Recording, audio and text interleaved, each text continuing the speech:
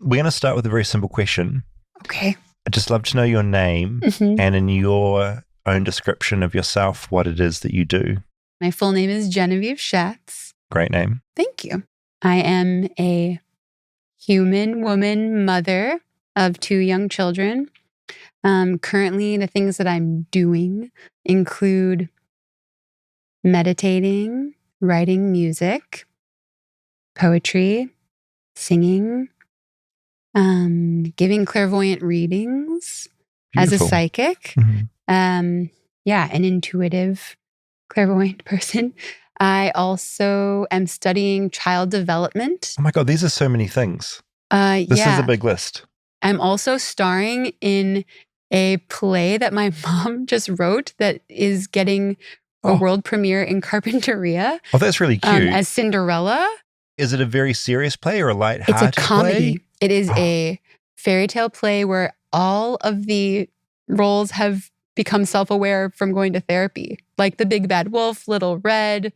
Oh, that's really Snow fun. White. It's so funny. Who do you play? Cinderella. Yeah. And you've known Rob for a while, right? Not to go too behind the scenes, but how long have you known this man for, roughly? Wow. Probably 20. Almost 20 years. Oh my God. Yeah. I don't want to go too far down this path, but I'm curious, like, has he changed a lot over that time, or is it the same? Because in New Zealand, we always have this insult, like, you've changed. Whereas obviously we all change. Right. But I always find it so funny thinking about people that have known each other for a long time, if they have changed. I would say that the essence of Rob is so purely still the same. Yeah. You still Rob.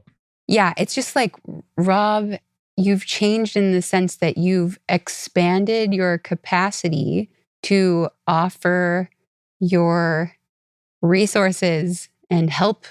You know, it's like you've always been somebody who wanted to champion the best in people and like bring out their gifts and support people, you know, just kind He's of going to be hating this, but you're so right. Sharing their gifts. And, you know, you've changed in the sense that like somehow you've become more available to more people. And I've experienced this. Like, he's helped me so much here. Yes. It's insane. This is what he does. Yes. Such a beautiful, wonderful human. Thank you. I've told Rob, even when we were younger, like 2 decades ago, I remember one of the most remarkable things was just how safe I felt around Rob. And you allow other people to be very comfortable in their own skin. And then you get to know them deeply because of that. Yeah, they kind of come out from hiding and, you know. I couldn't agree more. I could go on and on. No, whoever's cutting this, make sure the camera remains on Rob's face that entire time. But no, I can back that up. The first time I met Rob was on a Zoom for Armchair, and I was very nervous, and he instantly makes you feel at home and chill. Yes. Okay, but back at you. Okay. Genevieve was in a band called Company of Thieves at that time. There we go. And I remember the first time I saw you sing. Really? Was at the Union in Naperville. Wow. Is that Chicago? Outside of Chicago. Okay. And then we went for ice cream afterwards. Was that a mint chip day or like a probably chocolate chip cookie dough day? I love mint chip. It's the best flavor. Me too. Yeah, it's the best one. Controversial. Some people think it tastes like toothpaste. I agree. Green I disagree. Or classic vanilla? Hell yeah, green. My God. It's Calvin's favorite flavor now. But yeah, so you met back then via music. Yeah. Wow. Oh, yeah. I'm so happy to see you incorporating music into this podcast because it's been a long time coming. Yeah. Yeah, it's been really fun putting this together, actually. So thank you for coming in and doing this. Thank you for having me. Now we're going to talk about your very specific area of expertise besides music, which is clairvoyance. Yes. But firstly, I am kind of hungry, and you were brought in, part of the show is bringing in sort of a unique American food that I haven't experienced, and you have some kind of tin sitting on the table, and I'm wondering what you brought in. Okay, well, you have probably experienced this, but it is... I'll decide. Okay. It's very Chicago. I know instantly what it is. Yes. I feel like looking at that tin, I feel like there's some kind of cookie. That's what that says to me as a New Zealander. Like I see a tin like that, and it's usually like a Christmas cookie. that comes out? Well, 1/3 of it will have the sweetness of a cookie. Okay. Is it like what? Is it like a cake, cookie, a chip? I don't know. Well, But it's fucking massive. Garrett's whatever it is. popped corn. Chicago So people popcorn. in Chicago will line up Oh my God. around the block. This is a giant vat of 3 different flavors of popcorn? Yes. This is cheddar cheese, made Uh-huh. with real cheddar. Kettle caramel corn, Uh-huh. and then buttered popcorn. And this is a Chicago-made treat. Yes, since the 40s. And family owned. They bake small batches fresh, and then they send it to you like the day that they I mean, this that they make smells it. amazing. good. It's very Holy fresh. shit. Do you have a preference on the flavor in here? I like all 3. Yeah, you got a mix. The classic Chicago mix is This classic over here? the caramel with the cheddar. Oh, over here. Wow. Yes. So what have I just had? This one? That's the buttery. The butter? Butter, delicious. Cheddar?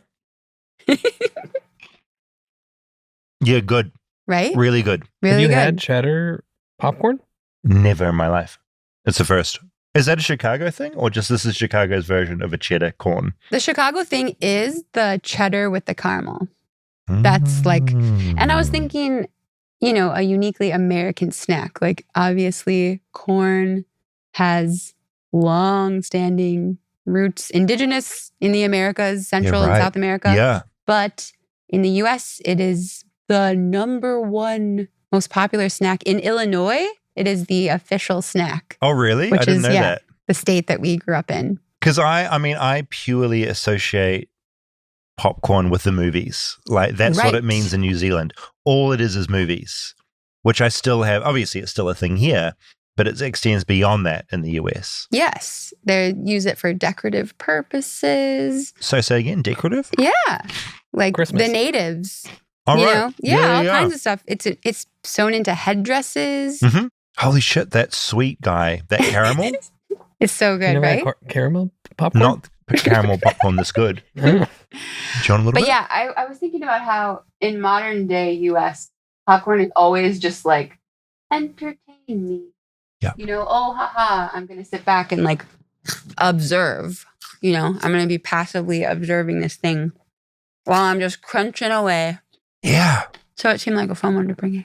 Thank you. This is freaking delicious. Mhm. And more fun. Mm. No offense, Garrett's. I brought you guys Oh, heart-shaped Lou Malnati's deep dish cheese pizzas that you can take home and make. okay. And so these are being delivered this from is- off camera. Okay. Oh my God. Okay, so explain this, because I feel like Valentine's Day has just been and gone in America. This For isn't sure. Valentine's Day related. No, they have these, you can get them year round for special dates. Uh-huh. I just felt so grateful that you invited me here. So I wanted to give you an extra silly shape for this pizza. This is really cute. It's so yummy. So you can get these year round, just a heart-shaped Yes. pizza. Yes. And they ship them all over the country. So when Yes. we did Chicago, we did a live show there, and the 3 days leading up, we had so much deep dish pizza. Yum. Oh, it Our was fridge stacked. was like 5. We could only have like half a slice at each It's place. so Right. intense. It's so good. So, but just quickly, this brand is like a local loved brand. Yes, in Chicago. Oh, thank you so much. And they also have like cornmeal in their crust or something. It's insane. It's so good. What is healthier, me consuming one heart-shaped pizza or this entire vat of popcorn? Any idea? I think it's all a state of mind. Yeah, I like that. Corn's a vegetable. I'd go with Yeah. the pizza. I think it's, yeah. Now, wait, just before we get into the clairvoyance, tell me a little bit about how you got into music. Was that because we're going to hear some songs from you Yeah. shortly? But was that like from deep-rooted childhood, or did it come later? My earliest memories are just listening to vinyl records on my dad's Victrola speaker. What bands? The Beatles, the Beach Boys, jazz, lots of jazz, like Billie Holiday and Ella Fitzgerald, and even, getting into like Nina Simone. And yeah, And were you sort of singing along, or? always. Definitely. My dad, when he was younger, he helped build the radio station at his high school that is like still up and running today. And he was a DJ on a radio station called Q101, which was like the alternative rock station in Chicago. Oh, so your dad was like, cool. Yes. It was a good station. Yeah. So, but then that was like before I was ever born. But his love of music and specifically like bands and stuff was kind of my en route to his heart. So it was like a great way to, bond with him. And it's always been, a big component of me, like getting in touch with my own masculine energy and my own inner father archetype and all that stuff. We were joking about this earlier before we were rolling, but Rob and I had this ongoing thing where I only listen to male vocalists just because I grew up in metal. And I'm just to put my cards on the table, I'm like a very basic metalhead from New Zealand. So I grew up listening to Tool, Deftones, Nine Inch Nails, that kind of stuff. Just very, Yeah. And so that's why I always listen to these like male vocalists. And I'm just saying this because my point is being a female in music and going into the world of music, was that tricky and difficult? I imagine it's a different experience going in being a female vocalist to a male vocalist. I'm sure. We've got people like me going like, yeah, man, It's really silly.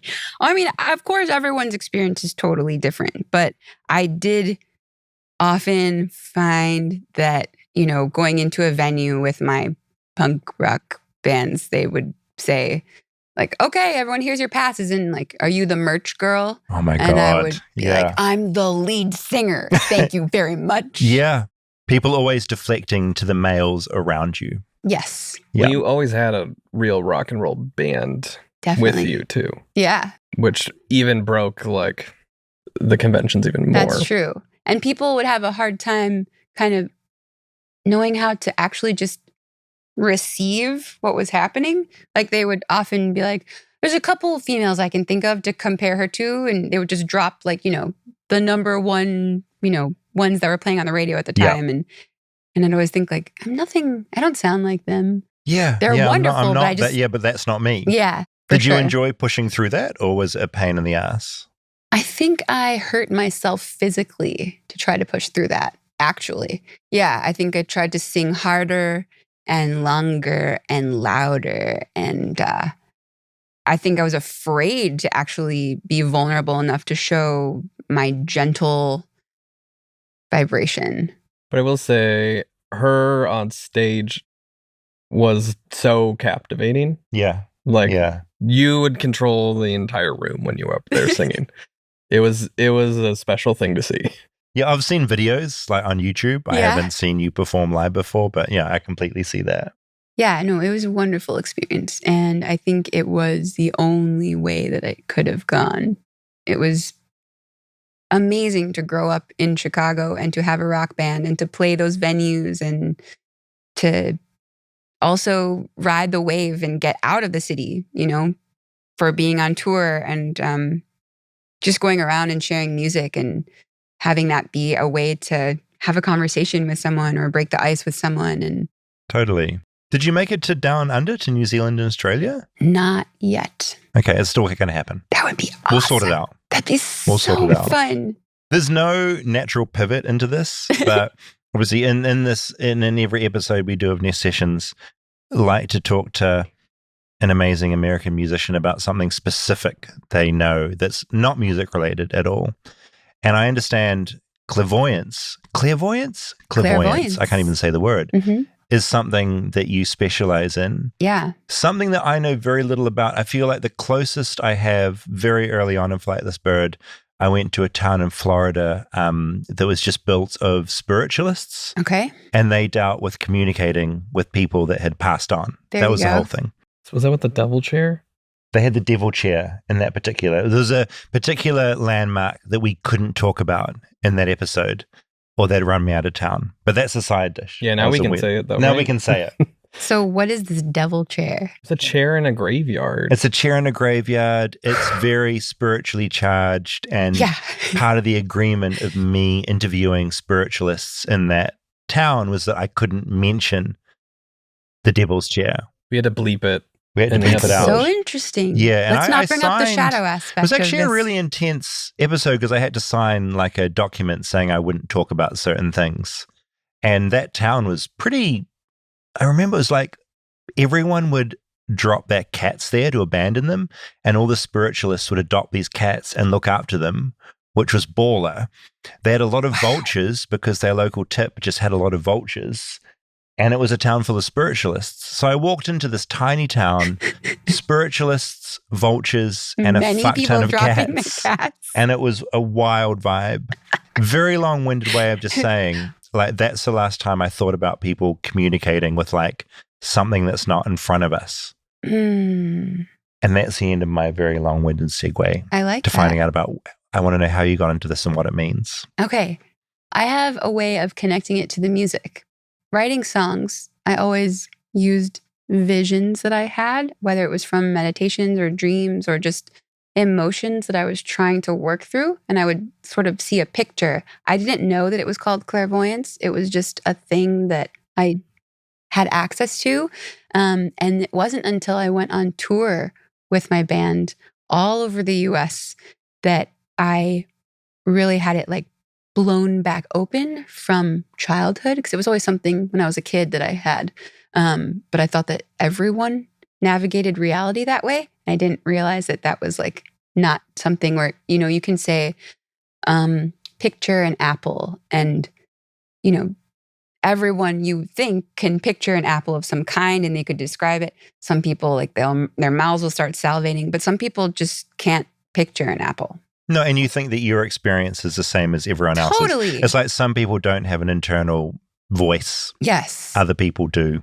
And you don't think that everyone is different to you. Yes. And actually, around the age of like 4 to 7 is when you develop that ability. So if something kind of tragic or challenging happens in your life at that time, you don't have the safe place to start to have conversations outside with other people to develop your inner voice, because your thinking, right, develops through conversation. So if you find someone who's constantly narrating out loud all the time, and it's usually something in that age range.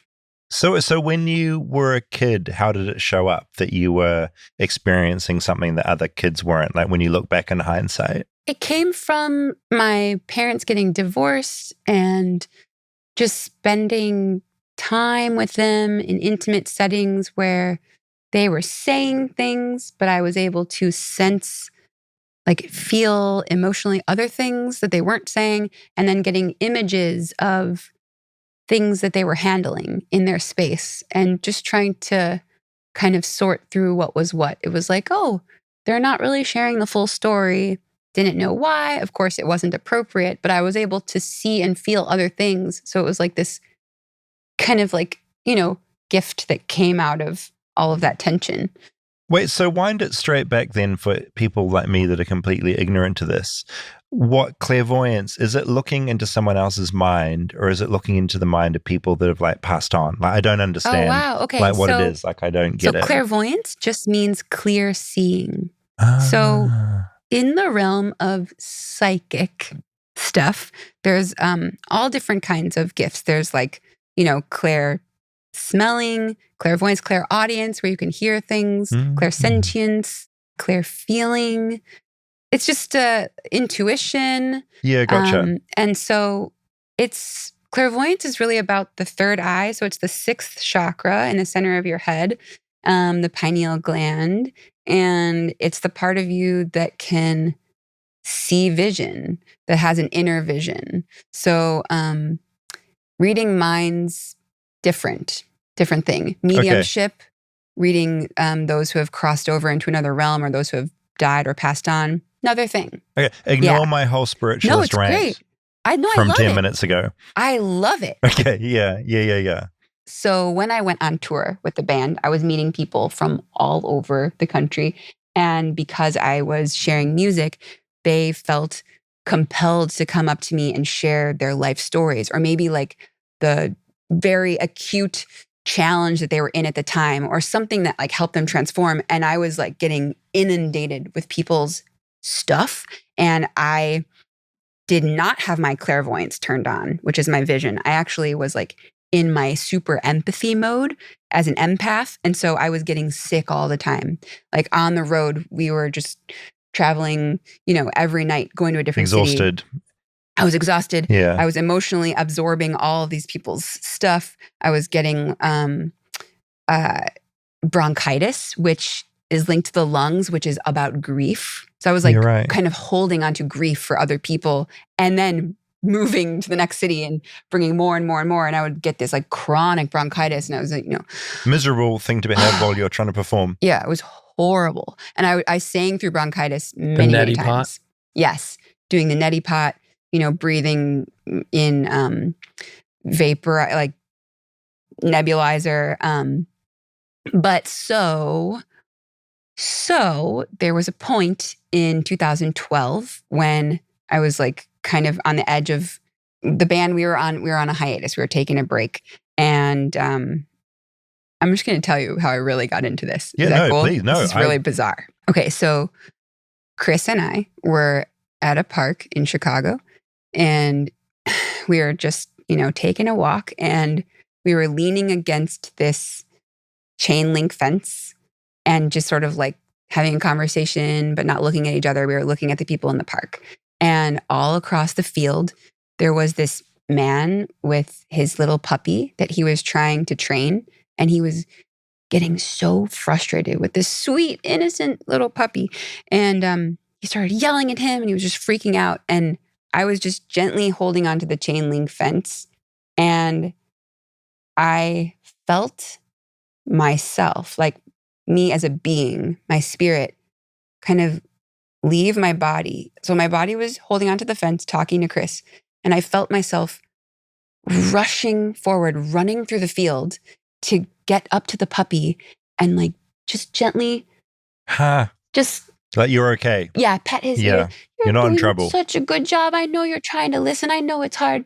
And I had this whole moment. It happened like in a blink of an eye. Wow, what a trip. And then I realized back at the fence that the puppy had been able to sit for its owner, and the puppy and its owner were staring at me from across the field because he was listening to his owner. And I was like, I had this back in my body and I was like, oh my God. And I was like, do you see the puppy? Because we were both very upset about the puppy getting this bad having a horrible treatment. time. And he was like, yeah. And I was like, that was me. That was me. It was because I went across the field and I just went and I just like worked with the puppy to get it to listen to its owner. And now they're staring at me. And I was just like, you know what I mean? And it was such a wild feeling. I didn't know what it was.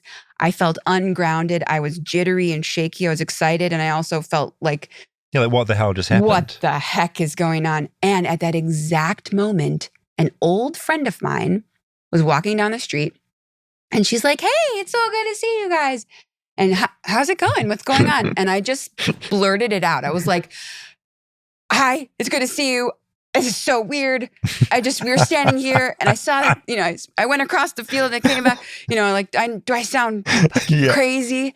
And she just totally nonchalant was like, oh, you just astral projected across the field. You must be psychic. You could really learn to like hone those skills. There's actually a school on this street, on Clark Street, like a few blocks that way, called Envision. And it's, a place where you can develop your psychic abilities. You should check it out sometime. Gives me a huge hug. Just like the biggest boon. Like she just threw me a bone. I mean, I was literally like, should I get locked up? Like something's really wrong. Yeah, any other friend would be like, what the fuck are you talking about? Yeah. Turns out she goes to that psychic school as well.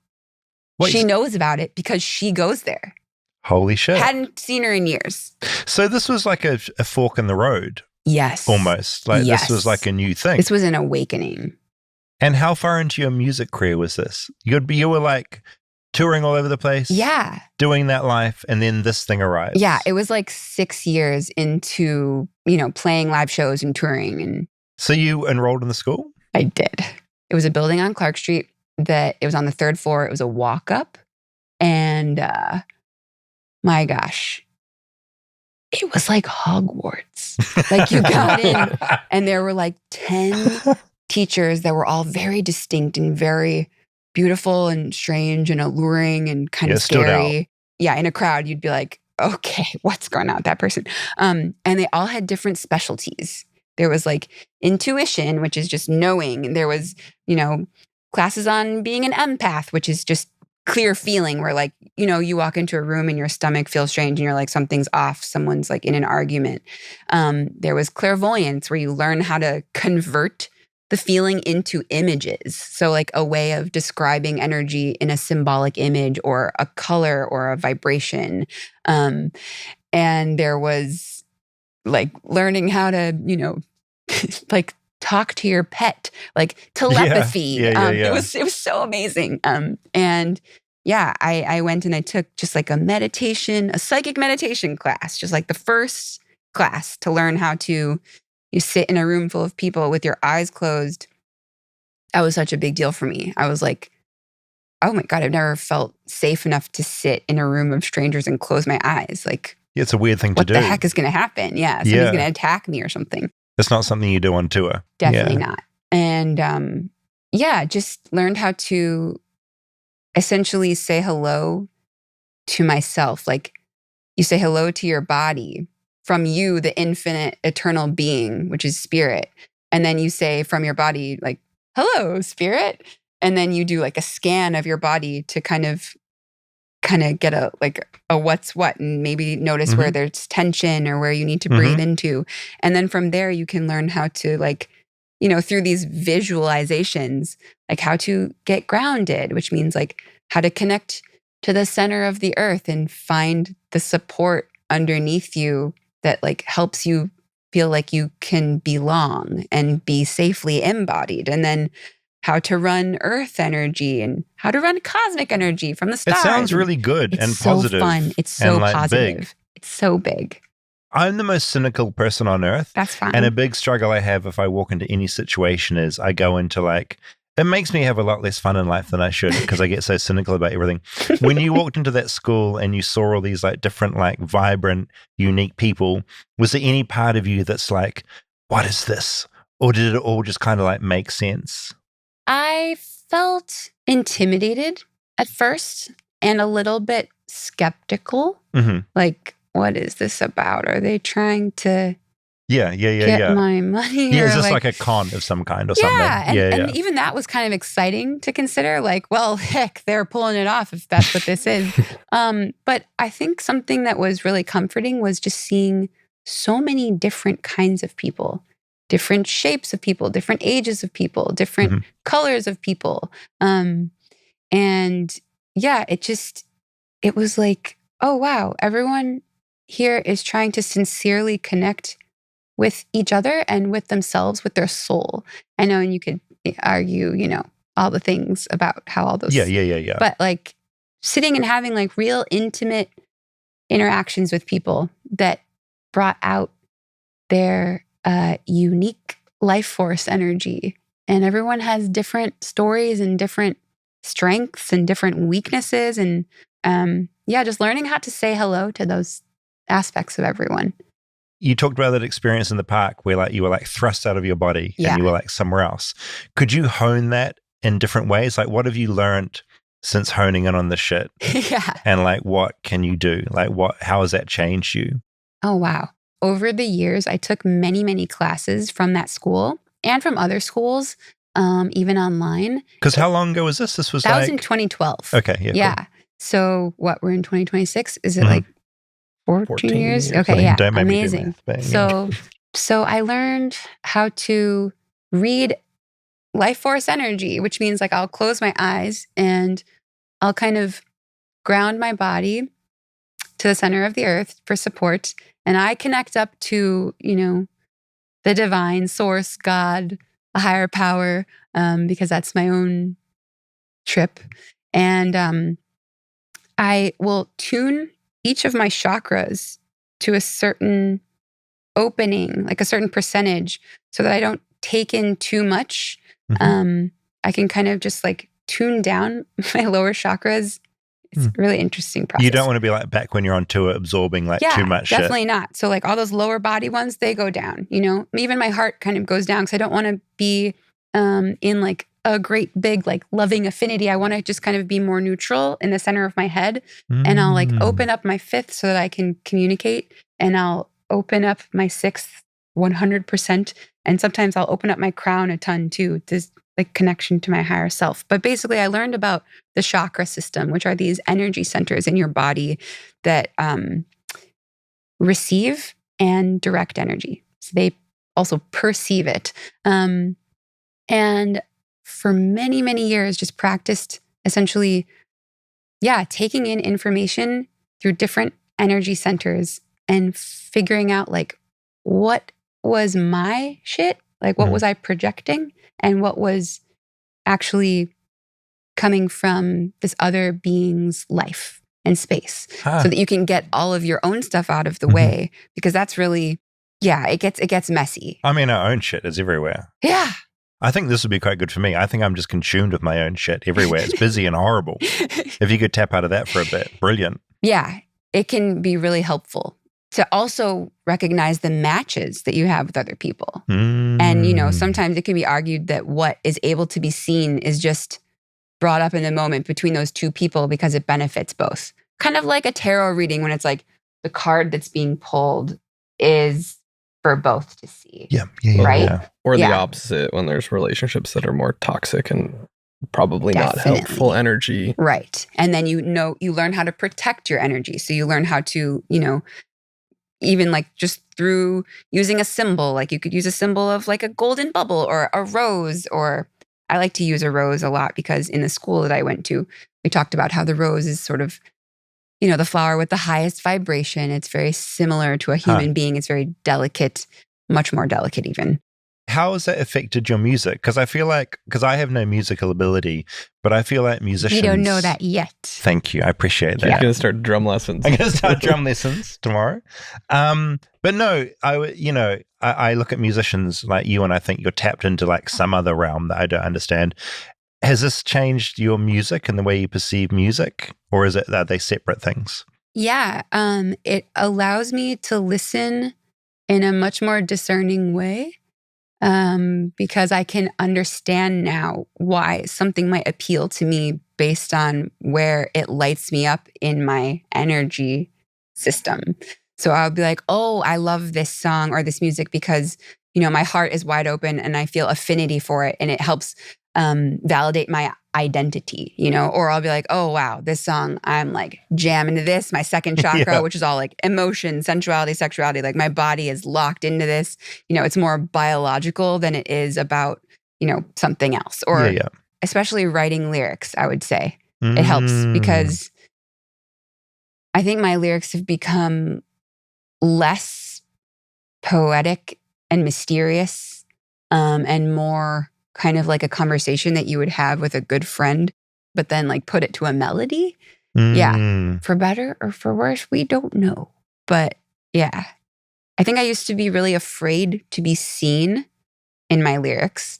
I was very excited to be heard in my singing, but now I'm able to kind of like come forward and be seen in my lyrics more. Yeah, it sounds like you're being more honest. Yeah, not as afraid to just say the thing. How have you found people around you reacting to this? Because I feel like if you're having this like revelation about something about yourself, like we're talking about it very openly now, but have you found like you're talking about this with some of your friends in the industry or your family or whatever, and they're like, what the fuck are you talking about? I don't understand what you're talking about. It depends. Most people in my life don't even really know this about me. Yeah, okay. Which is wild. Yeah, they're discovering like, it right now. Yeah. So it's not something you go around like broadcasting to the world. No, not necessarily. If I sense that someone is on like a similar frequency range as me where they could be, enjoying that, I'll bring it up. And then if you spend any time with me, like after a while, when you get to know me, it comes up because it's like, I need to explain like why I'm so sensitive or why I'm able to pick up on this thing or why I always say that thing that you are like, oh, that's so wild that you would bring that up because, it's like, because it's like right there. I can almost like touch it, in someone's aura. So it's like their energetic field. And a lot of my family has never even asked me about it. I don't know what they think. You can send them this podcast. Yeah. And they can give like a little bit of feedback under wherever they're listening to it in the comment section. Yeah. And how do you give readings? Do people come to you in person? Are they on the internet? Like, how does that work? Yeah, I give readings in person. I give them on the phone via text. I give them off of an app called Sanctuary, which is this kind of like Uber for psychics. Like you can just get one on demand. Oh, amazing. Matches you up. Yeah, it's wild. People can read your bio, and then if they feel like what you said resonates with them, they'll just hit you up. And if you're available, that's wild. Like I can be sitting with my family and then ding, and I'm like, okay, and then you got a session. I gotta go come in. Talk to these people from around the world. You would meet so many people as well. Oh my Holy gosh, shit! It's so amazing. Is it mostly within America or is it international? I have a list right now of over 70 different countries. Get out! Any Kiwis in the mix? Any New Zealanders? Tons. Yes. Wow. Yes. So like since like November of 2020, I've given like over 5,000 readings. Holy shit. That's from insane. People all over the world. And it has been so clarifying of the kinds of themes that we explore as humans, as people. It's so incredibly unifying, actually. No matter where people are coming from, there are just like a handful of things that everyone is really working through. No, I was just thinking because I had a friend that was into astrology in a big way, and I'd always like shit all over it because I'm like an atheist. I'm just all cynical about everything.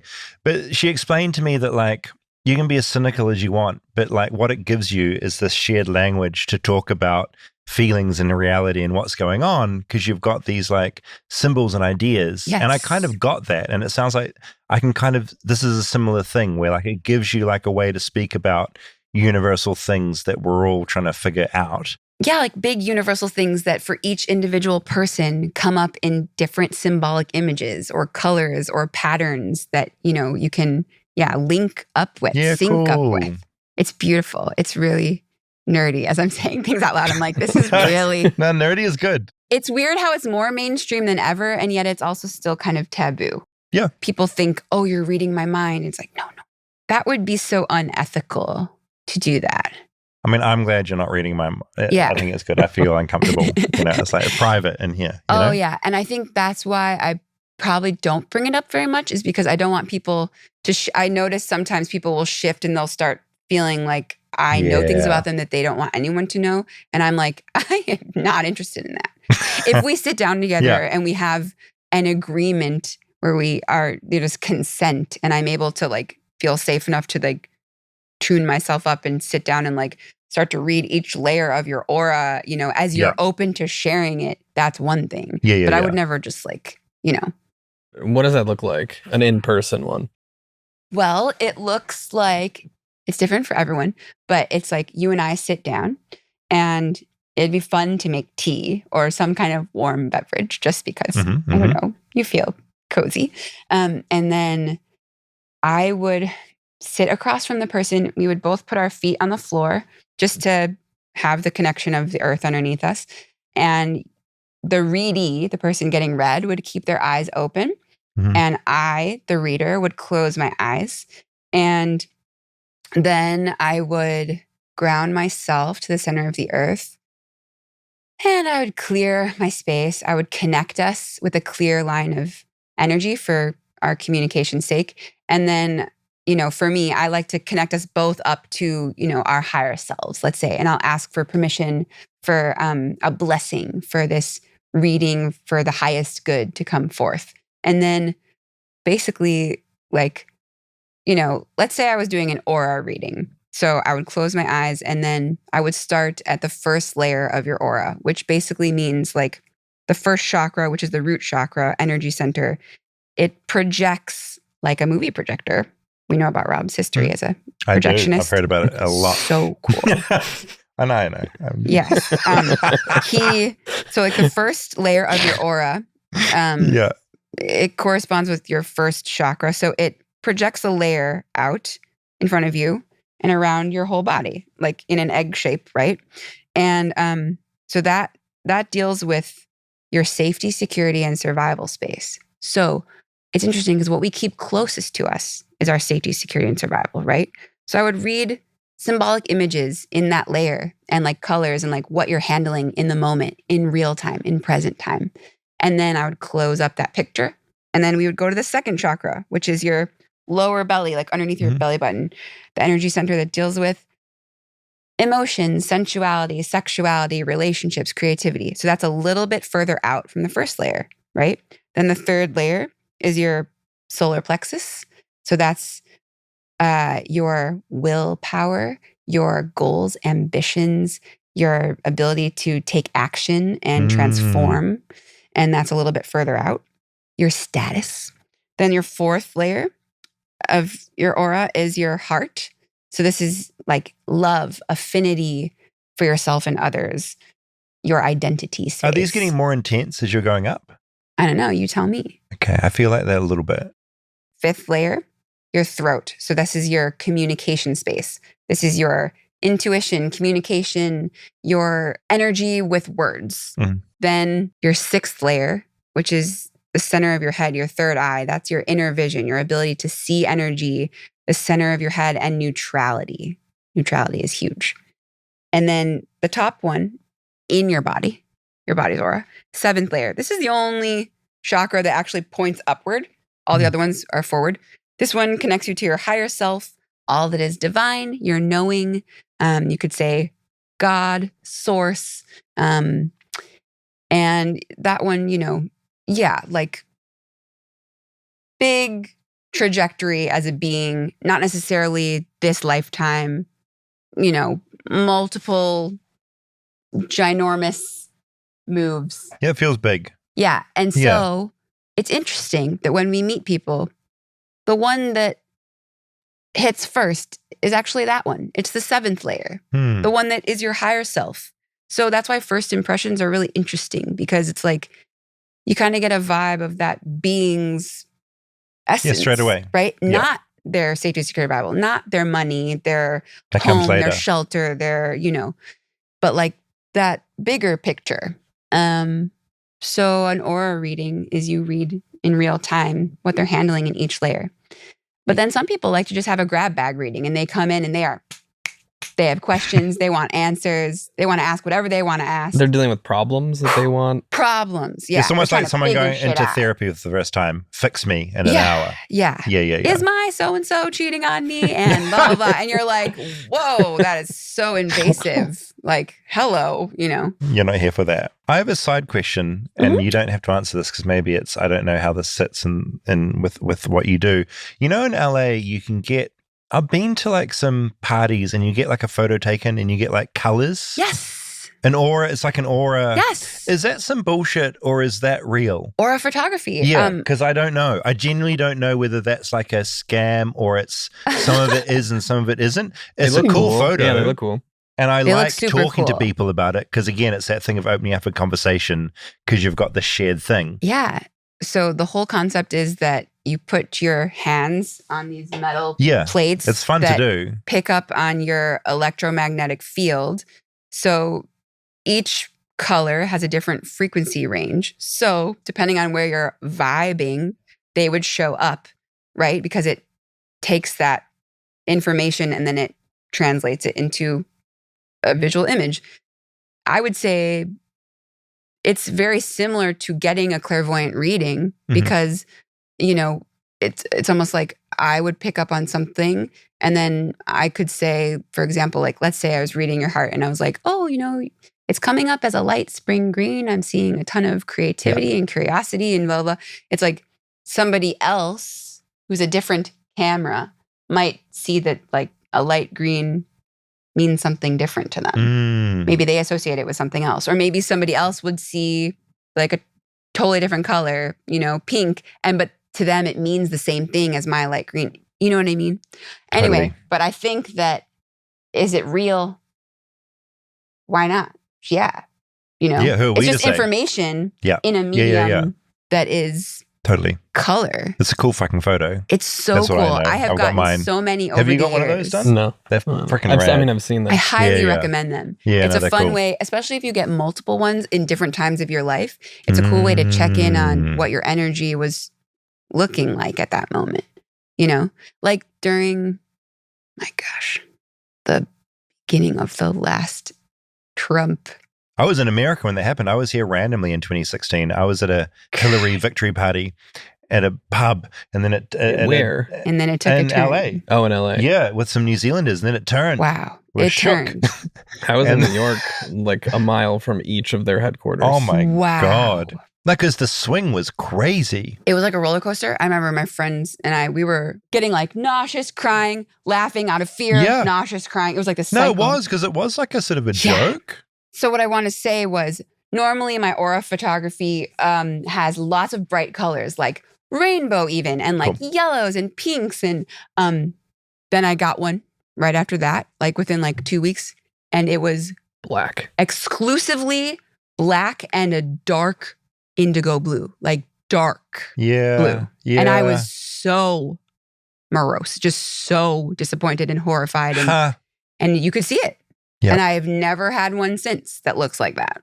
And looking back on that now, holy shit, it means so much more, because it's like, it seemed like a bit of It was almost like a game. game. It was like a blip, yeah. but now we're not. That's what's annoying about now. Like, it's not a blip. It's like this thing we've settled into. Yeah. Yeah, it seemed like an accident the first time. Right. Yeah.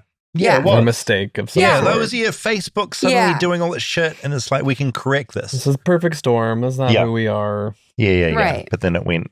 Yeah. Almost like a child that doesn't have the information, where you're like, Yeah. oh, okay. It was like a bit of I remember even laughing with some friends. It's like, this is silly, and this is going to be a silly time, but it'll Yeah. come back. Anyway, maybe this is a good time to segue. We're going to have you're going to play 3 beautiful songs. Is there anything you can kind of tell us about what the songs are about, or how that is sort of that something you want to talk to? Thank you so much Yeah. for Well, this thanks for opportunity. being here. It's so wonderful. Yeah. So the songs that we're going to play are unreleased. So almost nobody has ever heard them. Maybe like a couple small live shows, but they haven't even been recorded.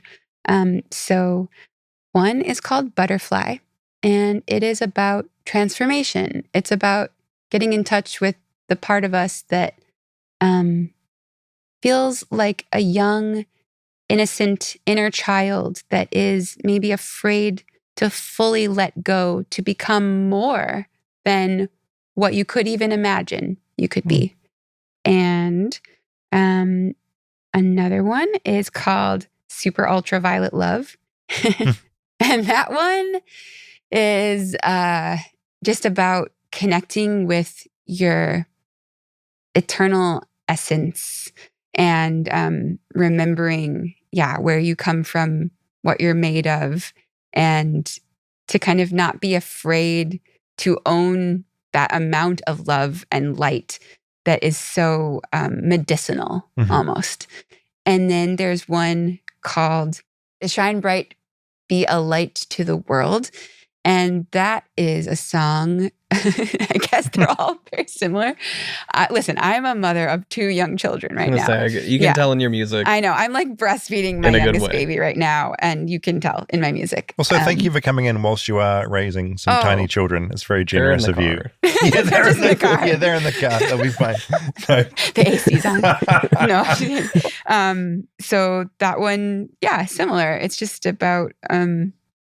it's actually inspired from this Krishnamurti quote about a light to oneself, a light to the world, which is sort of about getting in touch with yourself, reflecting so that you can, bring that inner light out. Because sometimes we find ourselves in a room where it seems really dark and heavy, and it can be hard to realize that you might be the light in that moment. You might be the bright light. So it's about that. Oh, I love that. That's fucking cool. Thank you. Okay. This one is Super Ultraviolet Love.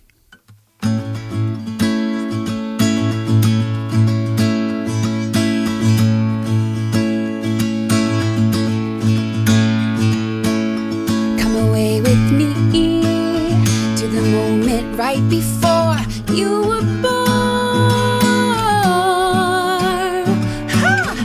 Forgotten dream, singing out despite the war. You were born Trust in your process of finding your purpose. All the steps you take, all the ways you change, keeping it honest, it ain't a contest. All the moves you make, all the chains you break, you-hoo, you-hoo, a super ultraviolet love, you-hoo, you-hoo, won't give up, can't get enough of you-hoo, you-hoo, a super ultraviolet love, you-hoo, you-hoo, won't give up, can't get enough. Feel it till you heal it, gonna be alright. Gotta let go of the daily grind. Feel it till you heal it, gonna be just fine. Gotta let go, gotta free your mind. Under lock and key, you ignite and can't ignore. You were born, feeling wild and free. Through the day and night explore. You were born. Trust in your process of finding your purpose. All the steps you take, all the ways you change, keeping it honest, it ain't a contest. All the moves you make, all the chains you break, you-hoo, you-hoo, a super ultraviolet love, you-hoo, you-hoo, won't give up, can't get enough of you-hoo, you-hoo, a super ultraviolet love, you-hoo, you-hoo, won't give up, can't get enough. Feel it till you heal it, gonna be alright. Gotta let go of the daily grind. Feel it till you heal it, gonna be just fine. Gotta let go, gotta free your mind. Ooh, super love.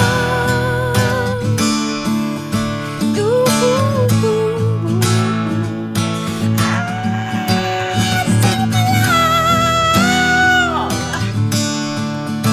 You.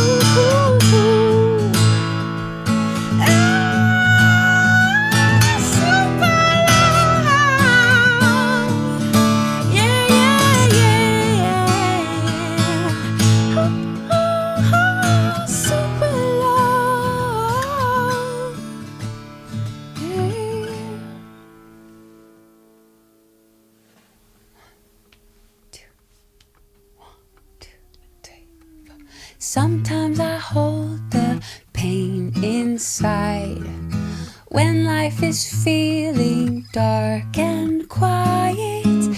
If I could show you all my heart, my mind, my soul, my smile, my spirit, then I could be a light to myself and the world. And we could walk with one another, shining bright for all to be seen and heard, and celebrating one another. Sometimes I hold my love inside, feeling afraid to risk rejection. If I could show you all my heart, my mind, my smile, my soul's intention, then I could be a light to myself and the world. And we could walk with one another, shining bright for all to be seen and heard, and celebrating one another. If I could show my heart, show your heart to the world.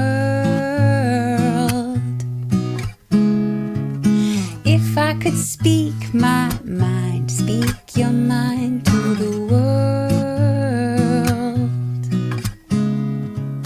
If I could show my smile, give your smile to the world. If I could show you all my heart,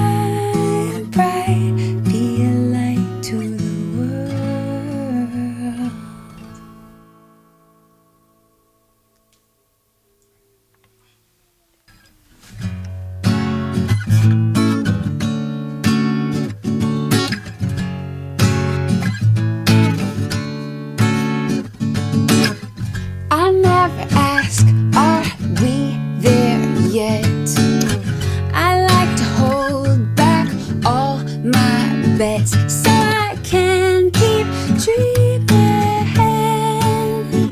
so I can keep dreaming.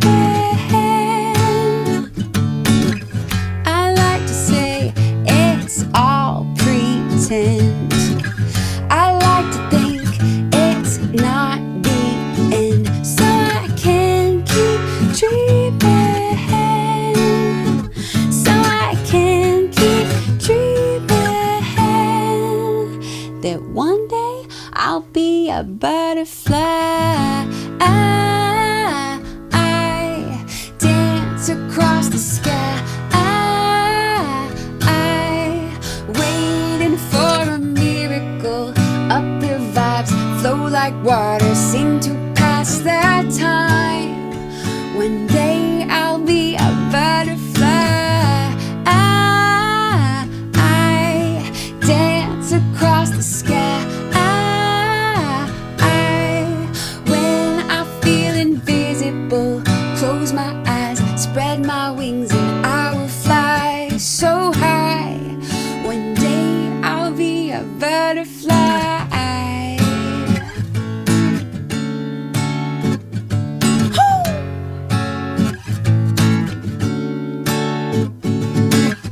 Your weather pulls me down to earth.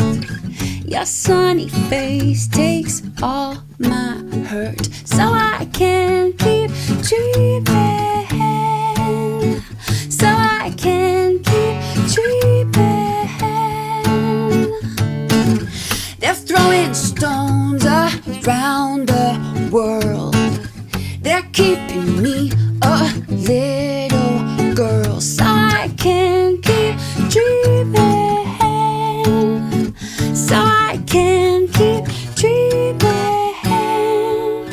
that one day I'll be a butterfly. I dance across the sky. I waiting for a miracle. Up the vibes, flow like water, seem to pass that time. One day I'll be a butterfly.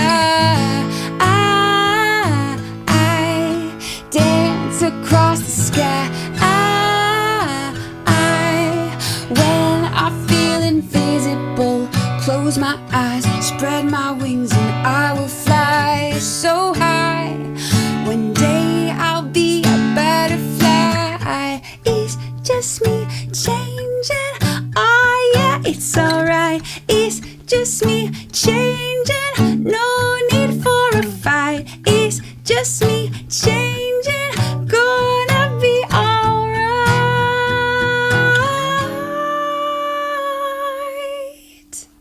'Cause one day I'll be a butterfly. I dance across the sky. Waiting for a miracle. Up the vibes, flow like water, seem to pass the time. One day I'll be a butterfly. I dance across the sky. When I feel invisible, close my eyes, spread my wings, and I will fly so high. One day I'll be a butterfly.